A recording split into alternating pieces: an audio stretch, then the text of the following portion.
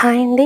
ఈరోజు మన ఛానల్లో క్యాబేజీ ఫ్రై ఎలా తయారు చేయాలో చూద్దాం. ముందుగా క్యాబేజీ కట్ చేసి పెట్టుకోవాలండి. ఆ తర్వాత ఆనియన్, కరివేపాకు ఇవన్నీ తీసుకోవాలండి.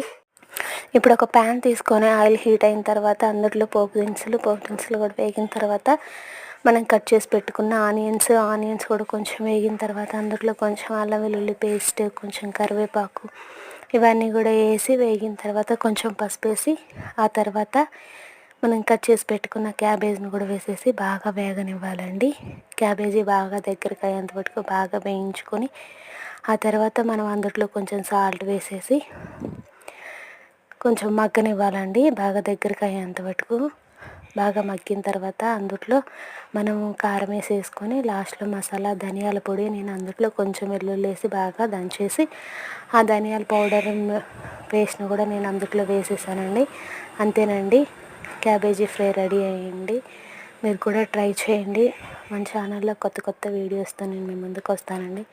మన ఛానల్ని లైక్ చేయండి, షేర్ చేయండి, సబ్స్క్రైబ్ చేయండి, మర్చిపోవద్దండి. మరెన్నో ఇంకా కొత్త వంటలతో నేను మీ ముందుకు వస్తానండి.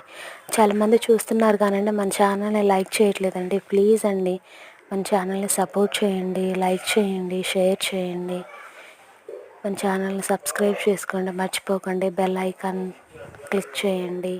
కొత్త వీడియోస్తో ఈజీ రెసిపీస్తో నేను మళ్ళీ మీ ముందుకు వస్తానండి. మళ్ళీ మరి ఒక కొత్త వంటకంతో రేపు మళ్ళీ నేను మీ ముందుకు వస్తానండి. అంతవరకు బాయ్ అండి.